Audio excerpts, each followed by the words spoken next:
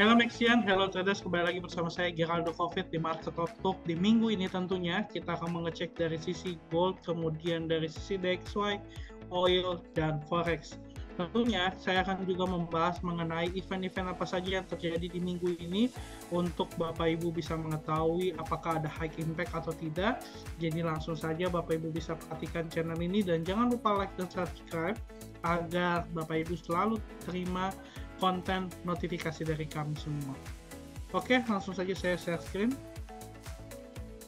Kita akan buka dari trading ekonomik terlebih dahulu. Kita akan buka trading ekonomik dan kita akan langsung ke high impact.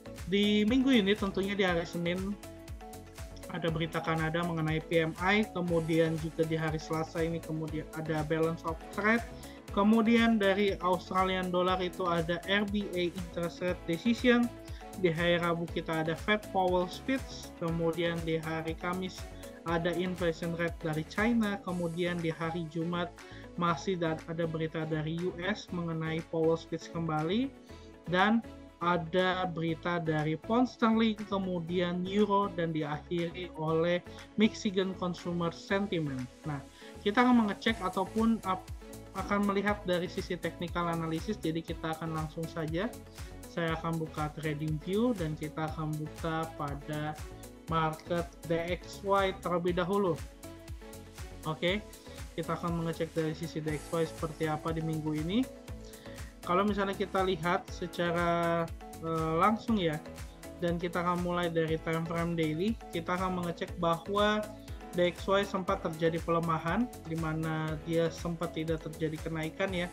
Harganya stay dan tiba-tiba dia drop. Apakah ini akan menjadi potensi kelanjutan untuk harga masih bisa turun atau tidak?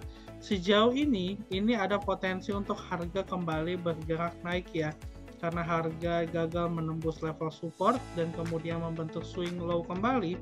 Berarti ini ada potensi untuk terjadi kenaikan harga. Ditargetkan kenaikan harga untuk DXY akan naik sampai di 106.213.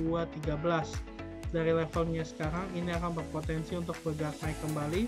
Setelah itu akan melanjutkan penurunannya ya, karena kita lihat di sini tren besarnya sudah menandakan adanya perubahan dari tren yang bullish kemudian terjadi sideways dan tiba-tiba supportnya ditembus. Ini merupakan opportunity yang kedua untuk kita bisa melihat bahwa nanti akan terjadi pelemahan kembali. Ketika secondary-nya selesai, maka outlook untuk DXY ini akan kembali melemah hingga level 103 karena outlooknya ada di bawah sini ya, seperti itu. Kemudian selanjutnya kita akan fokus terhadap XAU USD, bagaimana untuk perkembangannya kita akan lihat ya. Saya akan hapus dulu. Kita lihat dari sisi daily time frame ini masih mendukung terjadinya pelemahan ya, dan kita lihat bahwa ini sudah terjadi penembusan trendline bullish yang dimana harga sudah mulai memasuki fase bearish trend. Dan kalau kita coba rubah ke H4, maka ini sudah terjadi impulsif dimana panic selling ini sudah cukup besar ya, dan ini akan terus terjadi pelemahan karena kita lihat support yang terakhir di sini sudah terjadi penembusan. Jadi ketika harga nanti dia bergerak turun dan dia naik, ini hanya membentuk koreksi kemudian akan terjadi pelemahan kembali, dan untuk targetnya mungkin bisa menuju ke 1953, yaitu ada di bawah sini. Tapi harga harus naik, dan target koreksinya sampai di berapa? Menurut saya correction harganya itu bisa ke 1977. Tapi kalau dari 1977 ini tidak disentuh dan ini terus terjadi impulsif di mana harga ditekan oleh seller, maka otomatis harga bisa menuju ke 1953 sebagai target akhir dari penurunan. Oke, kemudian kita akan bahas dari sisi Euro USD. Nah, Euro USD ini kan menarik juga ya. Kita akan lihat dari sisi Euro USD bagaimana. Untuk sejauh ini dari daily time frame ini masih akan still on bullish atau masih akan bergerak naik karena memang market bearish-nya sudah di break ya. Kita lihat di sini bearish trend sudah terjadi penembusan, dan kalau kita lihat menggunakan Fibonacci maka ini masih ada potensi untuk bergerak naik lebih tinggi lagi ya. Dan kalau kita lihat 161,8-nya masih ada di atas di 107.796 hingga kenaikan selanjutnya akan masuk di 109.415. Jadi untuk Euro USD, karena stokastiknya masih menandakan kenaikan, ini masih area yang bagus untuk kita melakukan buy area. Tapi untuk mendapatkan titik buy yang pas, kita bisa menunggu harganya di bawah terlebih dahulu.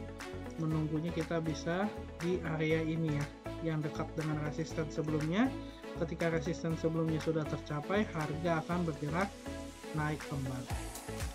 Oke, mungkin itu saja outlook dari saya mengenai market outlook di minggu ini. Tentunya fokus kita ada terhadap US dollar. Kemudian dari sisi China juga tadi lumayan banyak ya, ada 2 hari balance of trade dan inflation rate, dan kemudian nanti di akhir minggu kita akan ada berita dari sisi pound sterling, euro, dan terakhir adalah dari US mengenai Mexican consumer sentiment.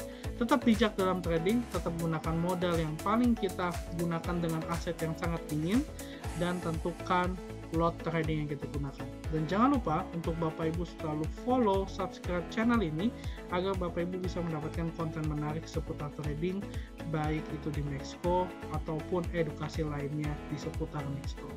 Oke, itu saja dari saya pamit undur diri dan sampai jumpa di Market Outlook minggu depan. Bye-bye. Introducing our new products, Netflix and Tesla. Join us in shaping your financial future. Available now at Mexico. Trade now.